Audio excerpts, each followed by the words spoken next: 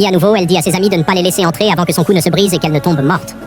Max veut vérifier comment elle va, mais on lui conseille de ne pas la toucher, de peur que la possession ne passe à un autre corps. Bientôt, quelqu'un commence à frapper à la porte, mais il regarde par la fenêtre et ne voit personne. Les coups continuent et le groupe est choqué d'entendre la voix de Mélanie demander de l'aide. Clover veut ouvrir la porte, mais Abby en empêche, se souvenant de l'avertissement de Megan. Mélanie crie alors que d'autres bruits indiquent qu'elle est attaquée. Max retire alors les objets qui bloquaient la porte. Maintenant, Clover peut sortir en courant, mais elle ne trouve personne.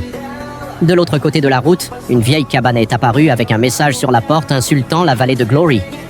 Soudain, une force invisible jette Clover au sol, et quand Max essaie de l'aider, il est repoussé à l'intérieur de la maison avant que la porte ne se ferme. La cabane s'ouvre et la force traîne Clover sur le sol jusqu'à la laisser à l'entrée. Un instant, elle pense que tout va bien, mais elle est alors tirée à l'intérieur et la porte se ferme ainsi que celle de la maison principale. Max continue d'essayer d'ouvrir la porte sans succès quand un bruit indique que la clé a finalement fonctionné. Max veut sortir en courant, mais on l'en empêche en lui disant que Clover est probablement déjà morte et qu'il devrait fuir pour chercher de l'aide. Nina est d'accord avec lui, mais Max les ignore et sort de la maison. Dans la cabane, Clover trouve plusieurs CL de poupées effrayantes et une vieille dame portant un masque à oxygène.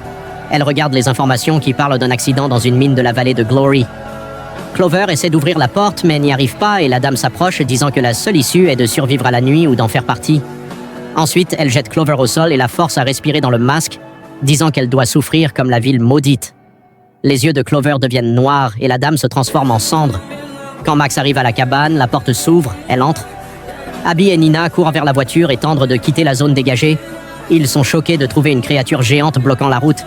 Ils sont alors forcés de faire demi-tour. La porte de Nina est verrouillée et elle ne peut pas sortir. Quand elle se retourne, elle voit qu'Abby est mort et que l'assassin la poursuit.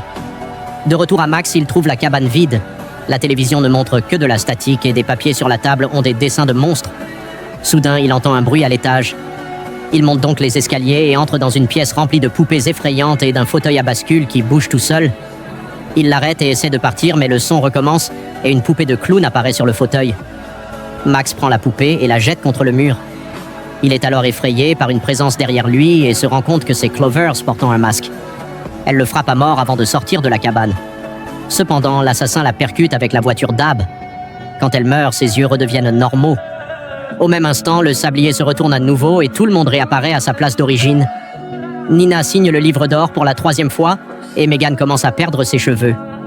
Dehors, un château d'eau est apparu. Après avoir bloqué les portes Vase avec des meubles, les amis se cachent dans la salle de bain. Abby remplit un verre avec l'eau du robinet et Megan est surprise car la première fois, l'eau ne fonctionnait pas.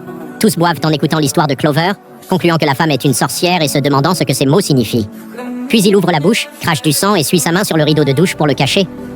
Cependant, sa toux s'aggrave jusqu'à ce que son corps explose. Du sang et des viscères tombent sur le visage de Nina qui court vers le lavabo pour se laver, mais son corps explose également. Clover, Max et Megan paniquent et retournent en courant dans le couloir où Megan se met à tousser aussi. Sa jambe explose et la fait tomber avant que son ventre ne commence à enfler. Après quelques secondes de croissance, elle explose également. Megan essaie encore de bouger avant qu'une autre explosion ne la tue. Ne voulant pas mourir de cette façon, Clover implore la pitié de Max. Il met ses mains sur son cou mais ne peut pas le faire et finit par exploser aussi. Clover tombe au sol en entendant un sifflement et est choquée de voir Rio entrer dans la pièce. Il dit qu'elle ne survivra pas en restant simplement là. Puis elle explose aussi.